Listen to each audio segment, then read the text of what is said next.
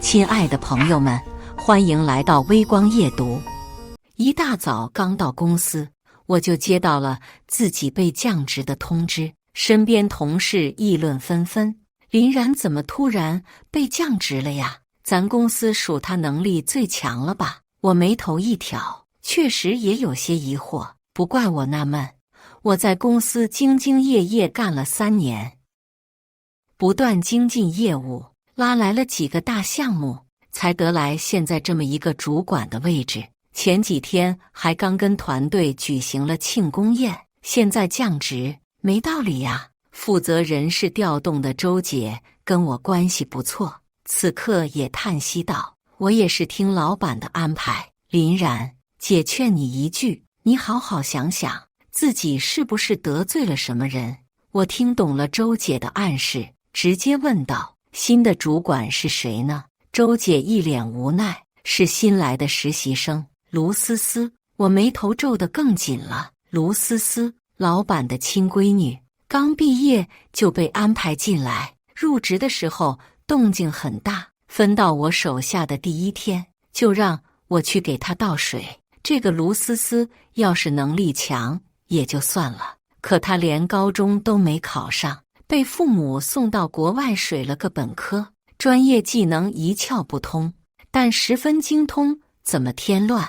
我自认为很擅长用人，可是卢思思，我始终没给她找到她应该待的位置，只好让她没事看着点水桶，快没水了喊人家，这是让大小姐记恨上了。我揉了揉眉心，我不接受这种关系至上的职场原则，索性一个大跨步冲进老板办公室，展开了我的质问。老板见我进来，神色了然，开始了他的破。林然啊，来公司有3年了吧？我一边点头，一边报了自己3年来公司立下的赫赫战功。老板拿起茶杯，细抿了一口，有些项目不一定是你拉来的，可能就是他们看我们公司很有发展前景呢。年轻人不要太骄傲。我冷哼一声，那卢思思呢？卢思思刚来半个月，什么活都干不好，卢思思凭什么能当上主管呢？先前有个跟外企商谈的项目，我带上了他，想着他在国外待久了，至少英文是没多大问题的。没想到这家伙的英文水平还不如我上初中的侄子，让他翻译不翻译就知道，指着对面老外说 water water， 老外是不懂他什么意思，我是清楚得很。大小街又随便安排人倒水，这样的人凭什么替换我的位置？老板一拍桌子，就凭她是我闺女，这人跟人啊，那生来就是不一样的。在公司我就是天，那思思就是天上的月亮，你能和思思比？眼见老板露出真面目，我直接怒道：老板，恕我直言，你这样的偏颇做法只会伤了公司一众老人的心，而且用人用不好，最后遭殃的还是公司。老板不屑道：这不是没让你直接走人吗？以后那些活你都继续干，但是工资不能按以前那么发了，反正情况就是这么个情况，你觉得能干就干，干不了就给我滚蛋。公司离了谁都赚。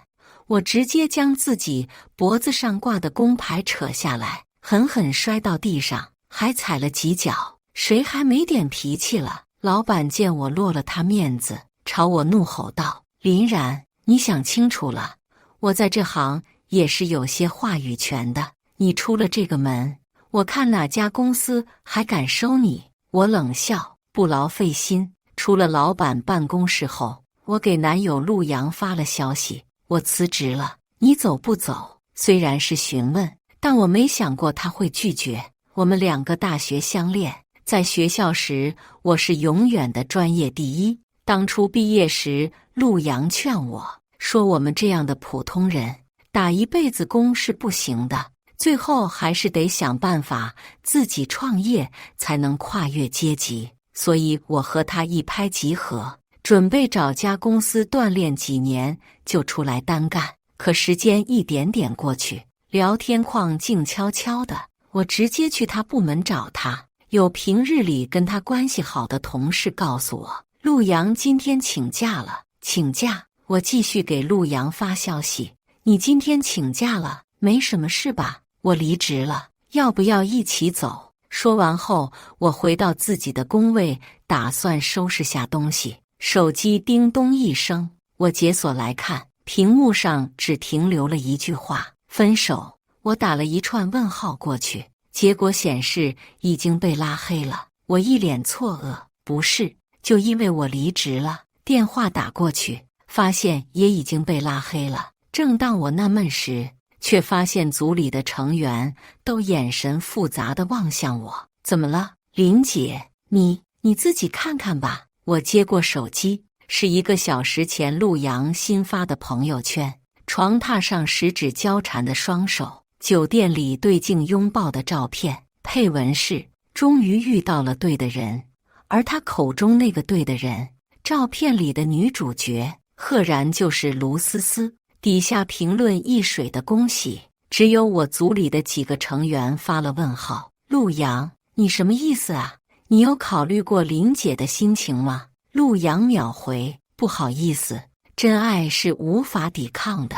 我冷哼一声，其实我并不意外。在卢思思刚进公司那天，被老板揽着肩膀骄傲介绍是自己女儿时，我看到陆阳的表情就已经不对劲了。后来我们在一起吃饭聊天，他总是会频频走神，一切都早有预兆。什么真爱，不过是人往高处走，水往低处流罢了。这俩人也太不要脸了。最近项目忙成这样，他俩请假去酒店开房。别说了，林姐还在这呢，我就是为林姐抱不平啊。我轻笑了一声，让大家放轻松。看透了一家公司和一个男人，双喜临门，你们应该恭喜我才是啊。哎呦，有些女强人好可怜哦，明明工作和男人都丢了，却还要自我麻痹，强装出一副坚强的样子，指不定晚上回家要躲在被窝里偷偷哭呢。听到这件淅淅的声音，我回过头去，果然是卢思思，左手还挽着陆阳，耀武扬威地盯着我。我摇了摇头，半天假都还没到，你们就回来了。陆阳真是越来越快了，也正好，我早就对他不满意了，留给卢小姐了。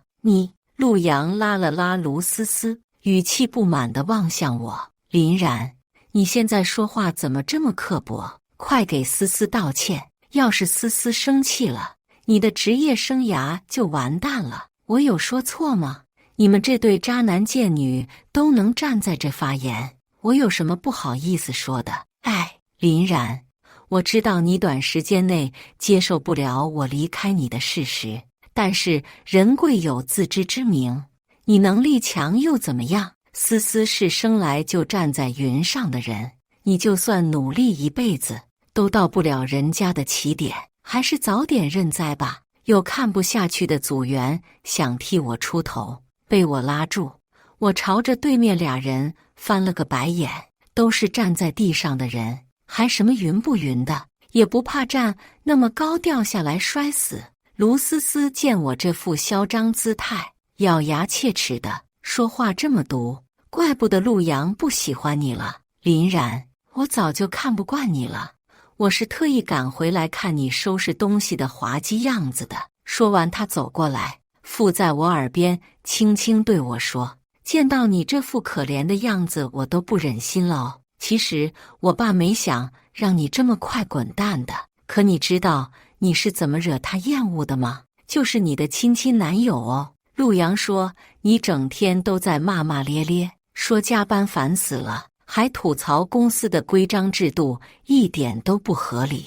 我打断了他，超大声地说：就是不合理。卢思思一愣，可能被我吼得有点耳鸣。什么？我说就是不合理，而且如果只是制度不合理也就算了，但再加上老板眼瞎就没治了，这样的公司迟早倒闭。卢思思气急，想伸手过来打我，被我避开。这样的公司也容不下你。你一个打工人，哪来那么多自己的想法？一时间乱作一团。老板的声音从办公室传出来：开会，开会，又开始了。开一些对公司没有任何实际意义，只是彰显老板权力的会议。我没理会他们，继续收拾自己的东西。边收拾边听到里面卢老板的声音传来：那个，我简单说两句哈。有些人呢，认不清自己的身份，仗着自己有那么几分运气，侥幸揽了几桩大生意，就开始在公司作威作福，还敢质疑我这个当老板的决定。这样的老鼠屎，我们公司绝对不要。无论是给谁降职升职，你们都要相信公司的决策，这肯定都是有原因的。那个谁，陆阳，你起来说，我为什么要开除林然？椅子挪动的声音使陆阳站了起来。那个老板，林然这个人看上去能力强，可是态度散漫，平时到点就下班，十分不利于公司风气。像我们做员工的，就该有为公司鞠躬尽瘁、死而后已的觉悟才行。好，卢思思的一声叫好，配着稀稀拉拉的掌声，也算是让我听懂的。这就是一个借由抨击我，实则给大家洗脑的会议，未免有点过于资本了吧？手机又是叮咚一声，是先前的组员拉了个群聊，太恶心了，听不下去了。什么时候咱公司能把精力放在业务上，而不是捧老板臭脚上？流水能加1倍，也不用指望林姐去拉单子，就是还鞠躬尽瘁、死而后已呢，笑死了！给多少钱啊？一个2800，还想买我的命？不过林姐，你真要走啊？周姐也在群里发言劝我。哎呀，老板就是激你呢，你这自己一走，算是自动离职，补偿什么的都没有了。是啊，要不还是再好好想想吧。我发了一个小狗摇头的表情，表示自己不在意。没事，我有办法。周姐说了个叹气的小黄脸表情，可能是觉得我还是太天真，不知道跟公司斗会有多耗费心神。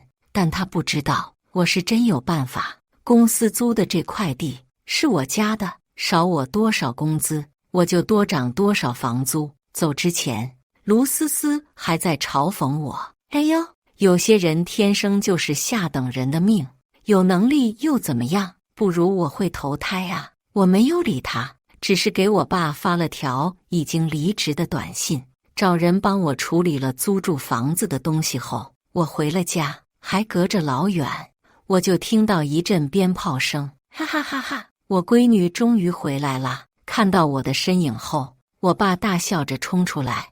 我这么多年不回家，跟他的精神状况有很大的原因。我就说让你直接接手家里公司，你非要和那个小子一起吃这个苦。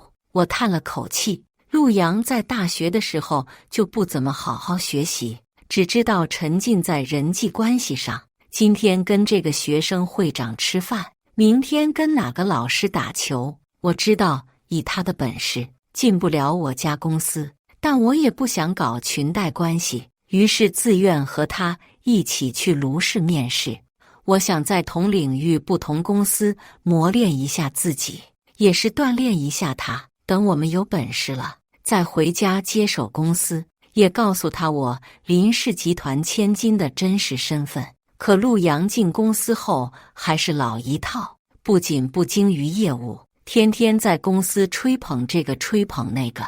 在我为了公司奔波拉项目的时候，陆阳在请公司各部门的人吃饭，现在更是盯上了卢思思。他不会真的以为软饭这么好吃吧？可能是什么诅咒吧？富家千金崛起前必须经历的渣男背叛什么的，以此来让我醒悟，转而打脸众人。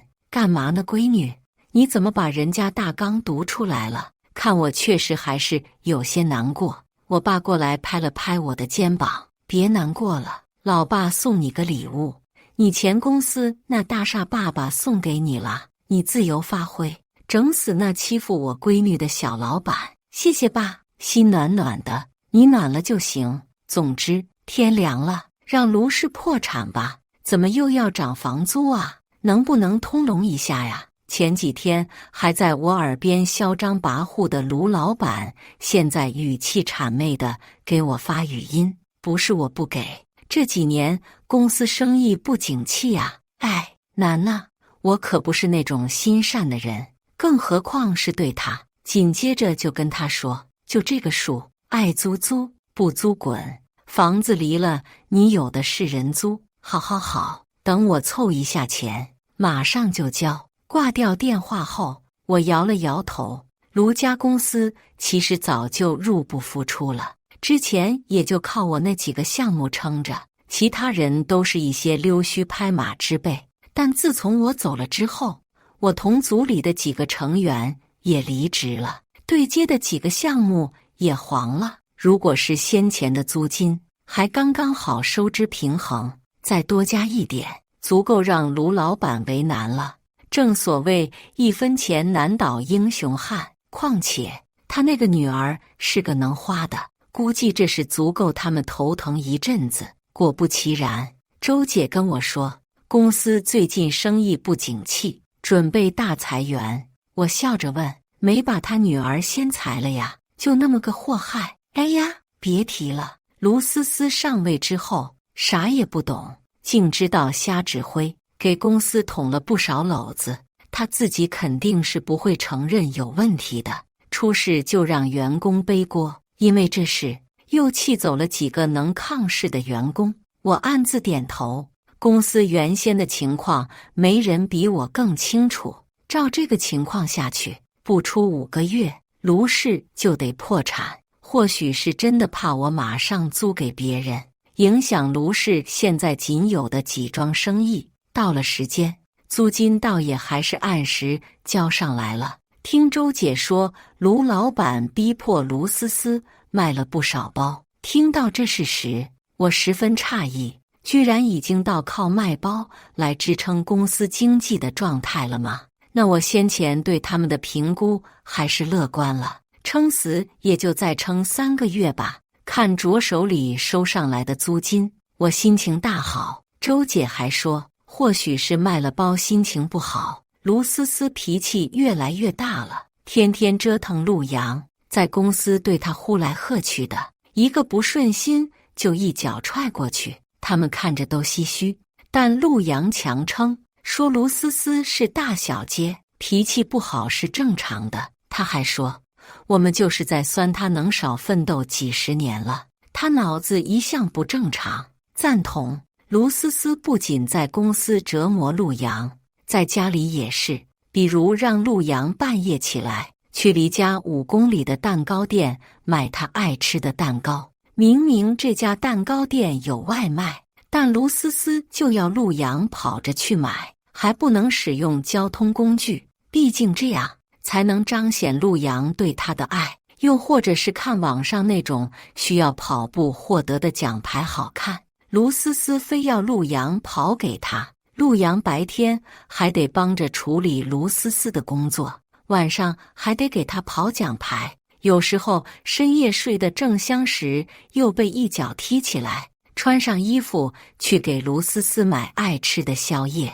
卢思思把这些爱意分享到朋友圈里，周杰把这些照片发给我，跟我吐槽说，现在上班看见陆阳，感觉他整个人都被吸干了一样。我点了点头。最新的照片上，陆阳确实整个人都消瘦了一圈，黑眼圈快掉到地上了。倒是卢思思依然笑得很张扬，不过朋友圈里秀的包包可以说是越来越便宜了。看到这些照片，我决定再给他们添把柴。辞职那天，卢老板让我把对接项目的几家公司的负责人名片推给了卢思思，可他不知道，这几个项目经理可不是冲着他卢家来的。当初卢老板给我团队施压，让我用最少得利润拿下对方的生意。无奈之下，我不仅拼命锻炼自己在商场上的话术，还对于几家公司负责人做了背调。李家孩子得了疑难杂症，怎么治都治不好，是我托熟人找了一个已经退休的老教授出山，孩子才能顺利康复，还没有耽误学业。程老板是个孤儿，小时候被一个哑巴捡来收养，和他合作那段时间，我自学了手语。追到他家谈项目时，他的养父很热心的让我留在家里吃饭。我用手语告诉对方，他很了不起，也养了一个好儿子。那天，刘老板养父开心的不得了，跟我说，除了儿子以外，好久没人陪他说话了。刘家负责人早年被人背叛过，疑心最重。我和他谈判时都是报以最大的真诚，几次下来，在卢家的生意上，他也只信得过我。在利益同等的情况下，他们当然会选择情分更深厚的那位。辞职那天，卢老板在开大会批判我时，我在聊天窗口上给他们几位发了条消息，被老板赶走了，以后江湖再见了。不出所料，老板应该马上就能意识到，他们可不是卢思思那种骄傲性子能使唤动的。我刚约了美容院做 SPA，满脸面膜的时候，接到了老板的电话。林然啊，我之前想了想，你也怪可怜的，男朋友也不喜欢，我还把你辞退了。我听他的声音烦，直接告诉他，有屁快放。话筒那边的声音停顿了一下，老板咳嗽了2声，女孩子别那么粗鲁，你看我家思思，有屁快放。好咧，是这样，也是邪了门了。那几个老家伙就只认你，我同意你回来了，工资还按你当主管的时候给你开，别太高兴，明天直接回来上班就行了。我忍不住想笑，可脸上的面膜让我强行压住了自己试图上扬的嘴角。这是公司要破产了，喊我回去给他们擦屁股呢。我脑子转了转，直接告诉他，等着吧，我明天准时到。行，我就知道你们这些打工人啊，离不开公司，哈哈。我跟着笑了2声，挂掉电话后又给我爸拨了过去。卢老板不知道，我没打算回去上班，我是打算收购公司。哎，爸，对，怎么说呢？那家公司老板确实脑子不好，但公司还是有发展空间的。行啊，闺女，公司的事情你决定就行了，需要用钱跟我说，我跟你妈吃烛光晚餐呢。没事挂了哈，我还想再说2句。电话那头已经传来了嘟嘟的声音，就离谱。第2天，我拿上了要催收的下季度租金以及收购合同，出发。熟悉的工作氛围，只是公司原来的人员少了近1半，而且细看上去，茶水间里现磨的咖啡豆换成了速溶产品。卢思思一见到我就笑出了声，哎呦，林然，我都听我爸说了，给你一个就职机会你就哭着喊着要回来，看来在外面受了不少苦吧。我龇牙一笑，还行，至少没到卖包那一步。卢思思听完我的话，脸色一变，抬手就要打过来。你敢取笑我？我一下子接住了他的手臂，反手把他甩到了一边。你，保安，给我把他扔出去！就这种人还想回来上班？卢思思脑子拎不清楚，陆阳是知道的，现在是他们公司求着我。于是陆阳站出来劝慰道，林然啊，消停下吧，以后好好上班，我知道你缺钱，别真把卢思思惹急了。这和事佬的态度给我看笑了，这小子就是想着我回来了，他能休息下，也不是真的为了公司着想。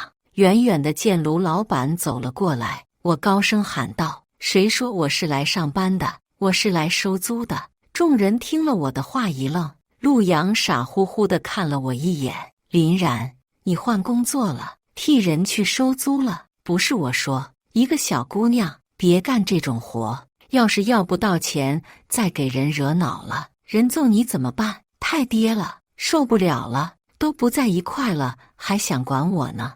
我朝着陆阳翻了一个白眼。谁说我是替人收租？你们在这工作这么久了，不知道吗？公司租的这块地皮是我林家的。话一说完，卢老板几个人相互对视了一眼，禁不住哈哈大笑了起来。全国姓林的多了去了，难不成都是林氏集团亲戚啊？谁说我是亲戚？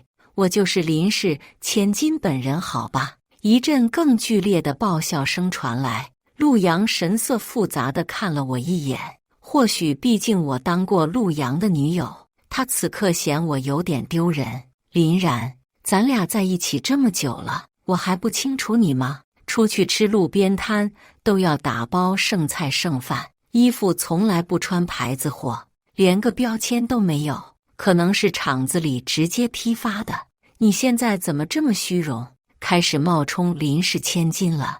我在心里疯狂吐槽，我那是原来为了迁就你，为了维护你那点可怜的自尊心罢了。再说了，路边摊怎么了？再有钱也不能浪费食物啊！还有，懂不懂什么叫私人定制？就是没有标签，好吧？我嫌标签扎得慌。还有人在一边附和，就是。你知道这块地皮上那林氏集团多有钱吗？千金怎么可能亲自来收租啊？你就算装人，也不知道提前做功课，真是让人看笑话。我笑而不语，直接掏出了合同和账单，随后拿出了一直和卢老板联系的账号，打了个电话过去。卢老板一接起来，我的声音传了出来：那确认无误了吧？赶紧交钱。卢老板伸出手指，你的指了半天。陆阳看我的眼神有些不对劲。林然，你是林氏千金？不可能，你跟我在一起的时候明明那么穷。他又开始列举，我平时刷碗的洗洁精都灌水，连牙膏都是用完了剪开继续用。说这些话时，陆阳脸上嫌恶的神色遮掩不住。我爸是白手起家，从我小时候开始，他对我的教育方针一向是在精神上富养，在经济上穷养，以至于我花钱从来都不大手大脚，节俭得很。后来因为自己决定跟陆阳在一起，所以这几年在外，我很有骨气的没要我爸一分钱的捐助，一门心思想多替陆阳攒点钱。本来以为我和陆阳是双向奔赴，可我为你吃的这些苦，没想到反过来成了你嫌弃我的理由。或许是卢思思感觉自己受到了冷落，直接伸腿踢了陆阳一脚。陆阳，你什么意思？想旧情复燃了？林然指不定就是个表亲，来装一装罢了，比得上我货真价实的卢家大小姐。陆阳神色迷茫了一瞬，或许是不想承认自己选错了人，他眼神逐渐坚定起来。对，他要真是林氏千金，怎么会来别人家打工？思思，我还是爱你的，就算他现在替林家收租又怎么样？哪能比得上你啊？我没再跟这两个东西多费口舌，我嫌晦气，站得有些累了。我找了一个旁边的沙发坐下，对着卢老板道：行啦，来都来了，结账吧。卢老板面色为难，这能再宽限几日吗？有家之前一直合作的大公司对接出了一点小问题，等合作上了就有钱了，他们不会跟你们合作了。你说什么？我手指摆弄着垂在肩膀处的头发，我说他们不会跟你们合作了，我马上就要接替我爸接管林氏了，以往和你家合作的公司不会再选择你们了，那家公司先前就是我去对接的业务，老板也只认我，现在又有了林氏这个招牌，怎么可能会再看得上卢家这小门小户？谁知道我话一说完，一群人又开始哈哈大笑，我耳边还传来了几个员工的窃窃私语。他真的不嫌丢人吗？怎么装林氏千金还装上瘾了？是不是陆阳选了卢小姐之后，心里受刺激了呀？开始幻想自己是豪门，我忍到极点了。这样，你们要不百度一下呢？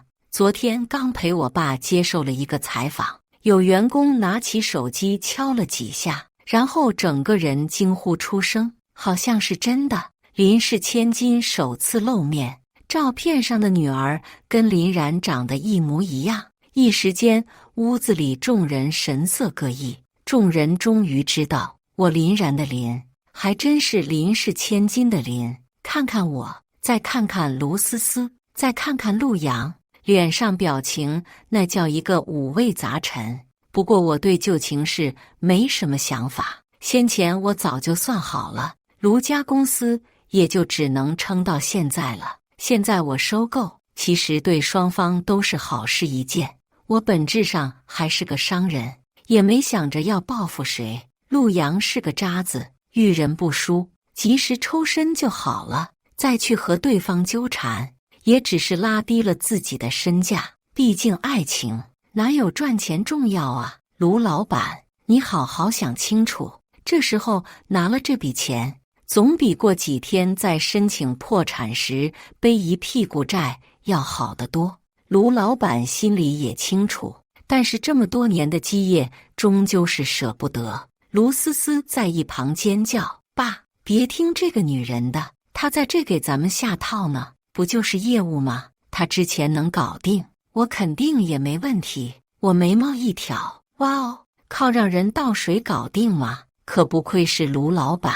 只见他拳头攥了又松，看了自己的女儿一眼，咬着牙道：“对，我们才不把公司给你。”我点了点头，行，那咱们拭目以待。上次的租金是靠着卢老板当场贷款给我的，可怜得很。卢思思也很天真，我先前能把业务谈下来，靠的是脑子和话术，她以为我是跟人拼酒呢。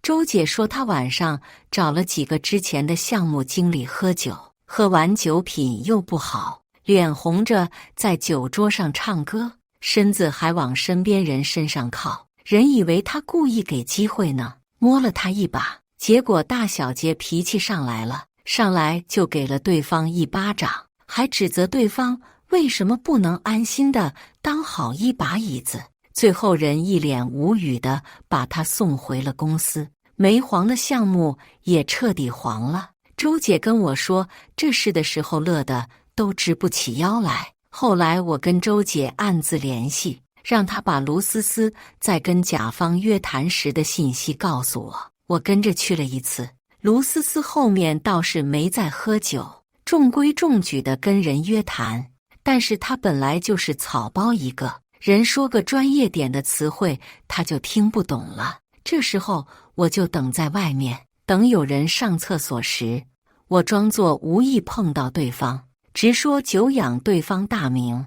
在这攀谈之际，我就递上了我的名片，顺势宣扬了一波我们公司的优势。有卢思思这草包在前，衬得我这块璞玉跟要发光一样，那些公司恨不得当晚跟我签合同。几次下来，卢家生意越来越差，而我林家蒸蒸日上。卢老板再也没敢让他女儿出马，卢家公司理所当然的破产了。如我所说，卢老板欠了一屁股债，我顺其自然的从中分了一杯羹。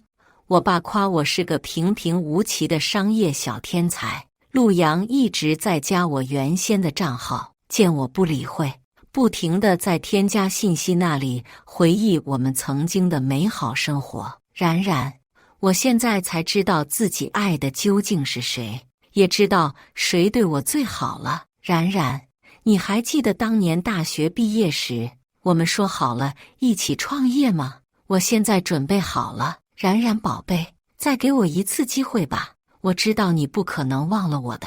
我直接拉黑了他。我呸！卢思思因为家里破产被追债，无奈之下只能躲到陆阳那里。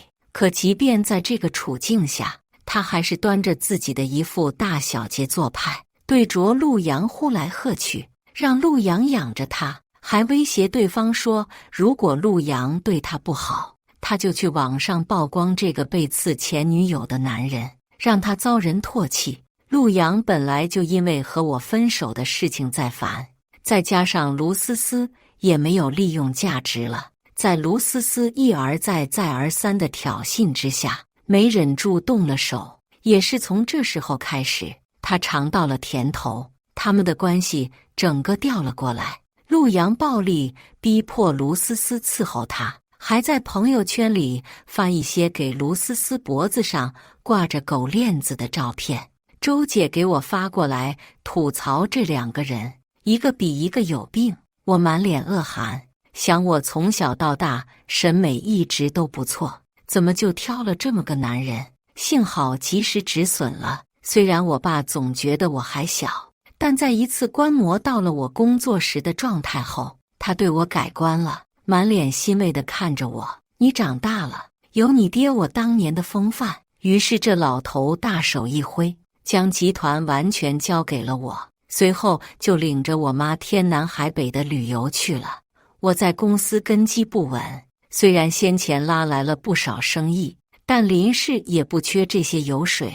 有许多老人对于我这个空降来的领导不服，我也理解，就跟原来的卢思思一样。可我这个人只喜欢用实力说话，在又几次拿下招标，还顺手解决了几个中饱私囊的老员工之后，没人觉得我只是一个因为会投胎才坐上这个位置的女人了。现在走进公司，只会听到他们毕恭毕敬地称呼我一声小林总，可我身边终究还是没有几个自己的人。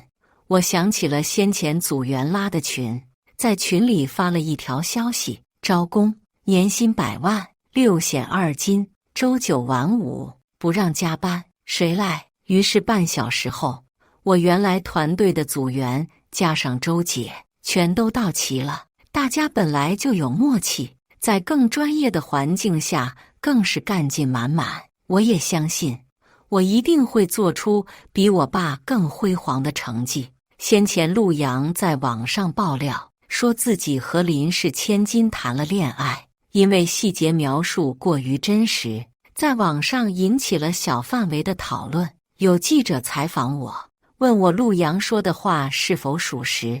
我这会儿每天脑子里都是工作的内容，回想起这段恋爱，还有点恍如隔世。老实说，我希望别人更关注我在事业方面的建树，而不是我曾经交往过的某个男人。于是我板下脸，看着面前的记者淡淡道：“不认识。”这回应一出，陆阳在网上被无数人嘲讽，说他做白日梦，富家千金为什么会看上一个穷小子？他急于辩驳，想要拿出证据证明，可他发现跟我竟然一张照片都没有。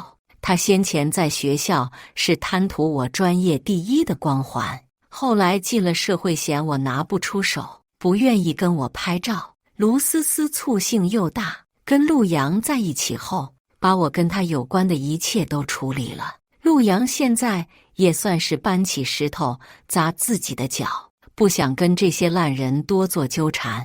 可没想到，再有他俩的消息，竟然是在社会新闻上。卢思思成了植物人，她对陆阳积怨已久，在看到我否认和陆阳关系时，嘲讽对方。卢思思也嘲讽陆阳，被气急的陆阳掐住了脖子。陆阳失手，倒是没把人掐死，但掐到脑缺氧。卢老板说要陆阳负责卢思思一辈子，我早把之前的账号都换掉了。陆阳现在想要知道我的消息，可能只能从新闻上看到我了。只不过和他卢思思的事情类型不太一样，我不是在国外跟某个国家的王子一起跳舞，就是在国内慈善晚会上拍下了某样藏品。最后我觉得事业方面也稳固一些了，于是又为自己挑选了一位丈夫，谢家长子谢晨。在我和谢晨的婚礼上，突然冲出来了一个有些熟悉的人，是陆阳。看得出来应该是精心收拾过，可惜西装质量太差，完全没有版型，头发也专门做了造型，估计是在哪个店里做的，审美一般，或许是亲手打下了家业，才知道金钱来之不易。我现在有些纳闷，先前是怎么看上这种男人的？陆阳想冲上来，大声质问我还爱不爱他，可他还没到我面前，就被保安拖走了，只留下我最后冷冷看他的一眼。我张了张嘴，陆阳似乎有些奇迹地看着我，真是晦气，好好盯着，别再让乱七八糟的人进来了。我看着他被拖走，眼中的光一点一点熄灭，转过头去，与谢晨交换了戒指。结婚后的日子和我先前没什么不一样，谢晨家世跟我相当，双方父母都认识，也算是知根知底。最重要的是，他有野心，和我一样，我们两个联手，一人一个书房，互不打扰，白天上班，晚上回来也上班。他那个私生子弟弟还在作妖的时候，还有些话题讲给我听。后来弟弟彻底被自己折腾死了，我们生活就又恢复了平静，只是一门心思对待家里的生意。直到结婚1年以后，我妈嫌我爸烦人，缠着我跟我要孙子玩，我俩都一脸恍惚，突然好像意识到了什么，于是红着脸对视一眼。当晚2个人都没在书房，一夜过后，不得不说，我现在吃的比以前好多了。又过了1年多，我成功给我妈生了个大孙子，我爸被彻底冷落了。他为了转移自己的注意力，说要去公司替我工作一阵，还拉着我谢家老爷子一起在自家公司玩返聘。我和谢晨莫名其妙的在婚后第3年开始度蜜月，有次晃悠到隔壁城市，碰到了一个人在路边翻垃圾箱，身形有些熟悉，对着在路边卖水果的摊主询问了几句。啊，你说他呀，好像是从隔壁城市过来的吧？来的时候脑子就有点不正常了，好好一小伙子，非说自己和新闻上那邻家千金结了婚。哎，他家里还有一个瘫痪的老婆呢。哎呦，惨啊！谢晨走到我身边，问我怎么心疼啦？你别管他了，疼疼我呗，我才是你的合法丈夫啊！我一脸无语，只是觉得唏嘘罢了。人的路都是自己选的，怨不得谁，本就不是一条路上的人。此后山高水远，我和他不会再有半分关系了。感谢大家的观看，本期故事精彩吗？欢迎大家在下方评论区吐槽。如果你喜欢这类故事，记得点击订阅微光夜读，并分享给更多的人，这会对我帮助很大。再次感谢大家的观看。